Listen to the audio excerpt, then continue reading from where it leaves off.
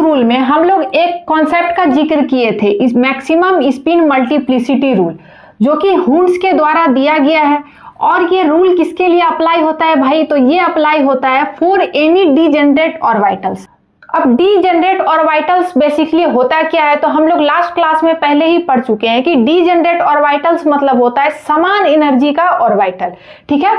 यानी कि वैसा सबसेल जिसमें एक से अधिक समान एनर्जी का ऑर्बिटल पाया जाता है उसी को हम कहते हैं डीजेनरेट ऑर्बिटल। तो डीजेनरेट ऑर्बिटल्स बेसिकली किसमें पाया जाता है भाई? तो पी, डी और एफ सबसेल में पाया जाता है। यानी कि पी को टोटल कितना कमरा होता है? तो पी को टोटल 3 कमरा होता है, यानी इसमें टोटल 3 कमरा समान एनर्जी लेवल का है, तो उसको हम कहेंगे इसमें 3 डीजेनरेट ऑर्बिटल है, ठीक है।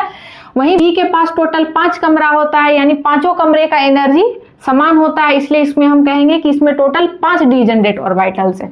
वहीं एफ में टोटल 7 कमरा होता है और सातों कमरे का एनर्जी लेवल एक दूसरे के बिल्कुल ही समान होता है, तो हम क्या कहेंगे कि एफ में टोटल 7 डीजेनरेट ऑर्बिटल्स है, ठीक है। तो डीजेनरेट ऑर्बिटल का तो कहानी समझ में आ गया, यानी कि मैक्सिमम स्पिन मल्टीप्लिसिटी रूल वो डीजेनरेट ऑर्बिटल्स के लिए लागू होता है, जिसको कि हुंस के द्वारा दिया गया है। अब देखिए इस रूल के हिसाब से हुंस का कहना क्या था? तो हुंस साहब का यही कहना था कि किसी भी डीजेनरेट ऑर्बिटल में अगर एक से अधिक इलेक्ट्रॉन को हम अरेंज कर रहे हैं तो उसका total spin multiplicity value maximum होना चाहिए, ठीक है। यानी कि जिस अरेंजमेंट में उसका स्पिन मल्टीप्लिसिटी वैल्यू अगर मैक्सिमम आता है तो उसी प्रकार से हम इलेक्ट्रॉनों को अरेंज करेंगे, ठीक है। तो इसका एक फॉर्मूला होता है, इसका फॉर्मूला ये होता है 2 मोड ऑफ s प्लस 1, ठीक है। स्पिन मल्टीप्लिसिटी वैल्यू का फॉर्मूला होता है 2 मोड s प्लस 1, ठीक है। अब देखिए यहाँ पे जो s है इसको हम कहते हैं स्पिन क्वांटम नंबर या स्पिन वैल्यू कहते हैं, ठीक है, टोटल स्पिन वैल्यू। यानी कि टोटल स्पिन वैल्यू अगर मैक्सिमम आता है, हाइयर आता है, तब ये वैल्यू ऑटोमेटिक जो है वो मैक्सिमम हो जाएगा, हाइयर हो जाएगा, ठीक है। यानी कि इलेक्ट्रॉनों का अरेंजमेंट अगर हम इस प्रकार से करेंगे जिससे कि उसका टोटल स्पिन वैल्यू क्या होना चाहिए? मैक्सिमम होना चाहिए, ठीक है। अगर ये वैल्यू मैक्सिमम हो जाएगा तो ये जब हम वो फार्मूला का यूज करेंगे तो ऑटोमेटिक जो है उसका स्पिन मल्टीप्लिसिटी वैल्यू वो हाइयर हो जाएगा, मैक्सिमम हो जाएगा, ठीक है।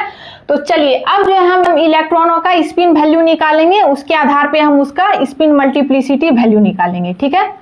तो चलिए उसको हम देखते हैं। तो चलिए अब स्पिन क्वांटम नंबर में, यानी कि स्पिन क्वांटम नंबर को हम ऐसे डिनोट करते हैं।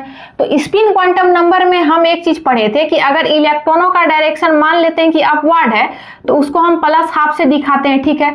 अगर इलेक्ट्रॉन का डायरेक्शन अगर डाउनवर्ड है तो उसको हम माइनस हाफ से दिखाते हैं, ठीक है। चाहे तो आप इसके साइन को एक दूसरे के अपोजिट कर दीजिए, मतलब अगर दोनों का डायरेक्शन एक दूसरे के अपोजिट होगा तो दोनों का साइन भी एक दूसरे के अपोजिट हो जाएगा, ठीक है। यहां तक तो कोई दिक्कत नहीं है। अब हम पहले वाले की बात करते हैं, ठीक। तो इसमें टोटल 3 इलेक्ट्रॉन है और तीनों का डायरेक्शन अपवर्ड है, यानी ऊपर की ओर है। तो चलिए अब यहाँ पे सबको हम प्लस हाफ से दिखा दिए, ठीक है। तो यहाँ पे टोटल स्पिन वैल्यू इसका क्या हो गया? टोटल कितना प्लस हाफ है भाई? टोटल जो है 3 प्लस हाफ है, तो टोटल क्या हो गया? प्लस 3/2, ठीक है। अब यहाँ पे देखिए मोड ऑफ एस निकालेंगे तो इसका देखिए प्लस 3/2 है। मोड से जब भी कोई चीज बाहर निकलता है तो देखिए उसका जो है साइन पॉजिटिव में ही होता है, ठीक।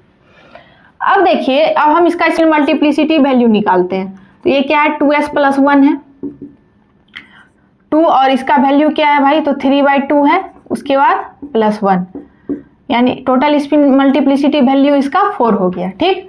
पहले वाले का स्पिन मल्टीप्लिसिटी वैल्यू क्या हो गया भाई? तो 4 हो गया। चलिए वैल्यू कितना हो गया? तो 4 हो गया, ठीक। अब दूसरे वाले का हम निकालते हैं। तो इसका प्लस हाफ है भाई, इसका माइनस हाफ है, इसका माइनस हाफ है, तो ये दोनों तो खैर कैंसिल हो गया, अब बचा ये सिर्फ माइनस हाफ, ठीक। तो अब इसका हम मोड ऑफ एस निकालते हैं। तो माइनस हाफ का ये क्या हो जाएगा? जब बाहर निकलेगा तो वो इस तरह से हो जाएगा, यानी इसका साइन जो है प्लस में बदल जाएगा। अब देखिए अब इसका जब हम ये वैल्यू निकालते हैं स्पिन मल्टीप्लिसिटी वैल्यू, तो 2 × 1/2 प्लस 1 क्या आता है? इसका वैल्यू आता है 2, तो इसका स्पिन मल्टीप्लिसिटी वैल्यू आता है भाई 2 आता है। अब इसमें हम आते हैं, तो इसमें एक है प्लस हाफ, एक है माइनस हाफ, ये दोनों तो खैर कैंसिल हो गया, यहाँ पे बचा प्लस हाफ, ठीक है। अब यहाँ पे प्लस हाफ बचा, मोड ऑफ एस निकालते हैं, तो यहाँ पे क्या हो गया? 1/2, ठीक।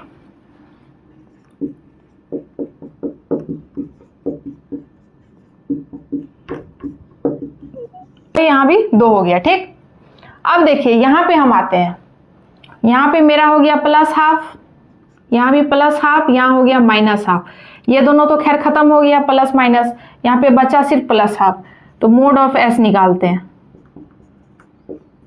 बाहर जाके, तो ये प्लस में ही रहेगा। ठीक, मोड से जब भी कोई चीज बाहर निकलता है तो उसका वैल्यू हमेशा पॉजिटिव रहता है। ठीक,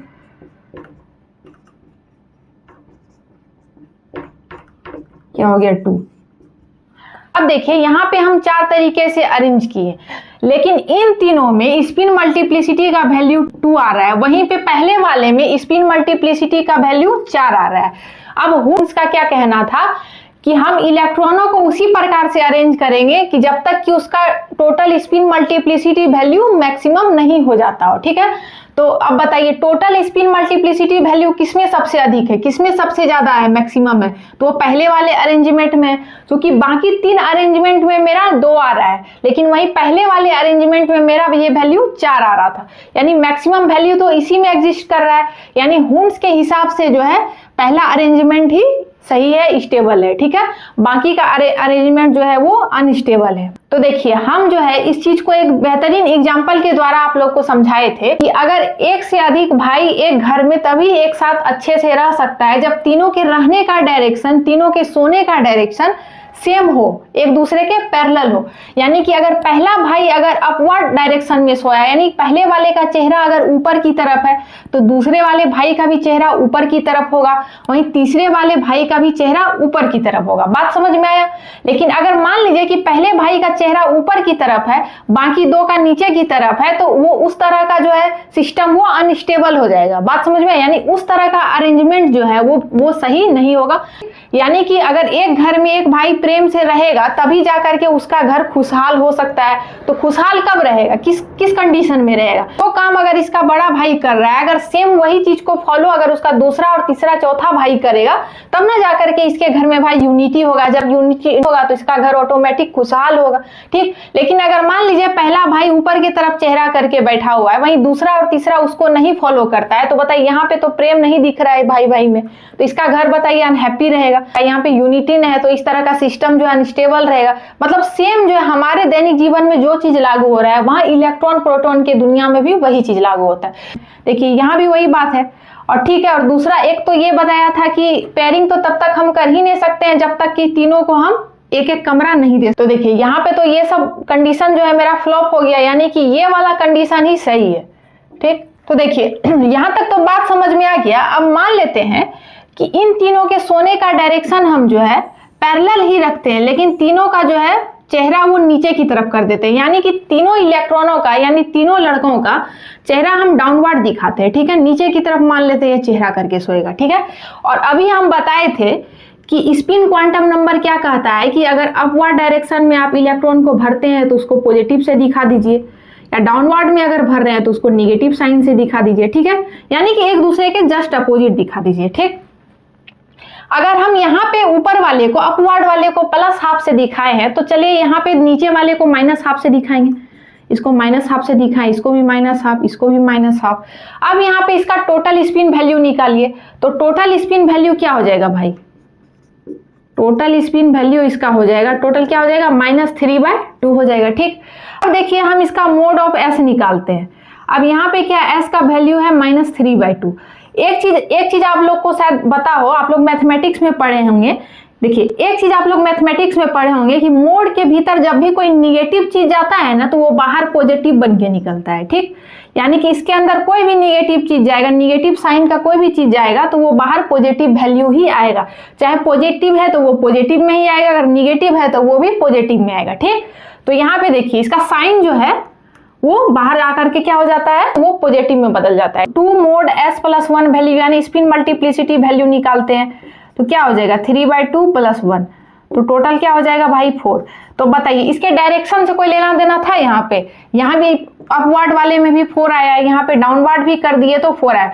मतलब कि आप ऊपर सुलाइए या नीचे सुलाइए, मतलब कि आप चेहरे को ऊपर करके सुलाइए या नीचे करके सुलाइए, उससे कोई लेना देना नहीं है। वुड्स का यही कहना था कि अगर आप डीजेनरेट ऑर्बिटल में एक से अधिक इलेक्ट्रॉन का अरेंजमेंट कर रहे हैं तो उसका स्पिन हमेशा आप पैरेलल रखिए, ठीक है। सबसे पहले तो सिंगल सिंगल इलेक्ट्रॉन भरेंगे और तीनों का सोने का डायरेक्शन सबसे पहले क्या होगा, पैरेलल होगा। बात समझ में आए? अगर अपवर्ड दिखाएं तो दूसरे को भी उसी तरह से, उसके बाद तीसरे को भी उसी तरह से, अगर डाउनवर्ड दिखा रहे हैं तो दूसरे को भी डाउनवर्ड, वहीं तीसरे को भी डाउनवर्ड। तो जब हम पेयरिंग करेंगे तो नेक्स्ट जब इलेक्ट्रॉन इसमें एंट्री होगा तो उसका डायरेक्शन जो है वो पहले वाले के जस्ट अपोजिट रहेगा। बात वो तो पॉली का कहना था, तो खैर हम पॉली वाले प्रिंसिपल में वो सब चीज पढ़ चुके हैं, ठीक है। तो चलिए अभी हम जो है वुड्स पे ही आ रहे हैं। तो देखिए यही है मेरा मैक्सिमम स्पिन मल्टीप्लिसिटी रूल, ठीक। तो इसके पीछे का साइंस जो है वो यही था कि टोटल स्पिन वैल्यू मैक्सिमम होना चाहिए, जिससे कि उसका स्पिन मल्टीप्लिसिटी वैल्यू भी मैक्सिमम होगा, तभी हम इलेक्ट्रॉनों को उसी हिसाब से अरेंज करेंगे, ठीक है। तो चलिए आई होप कि आपको ये कॉन्सेप्ट समझ में आ गया होगा, ठीक है। फिर धन्यवाद।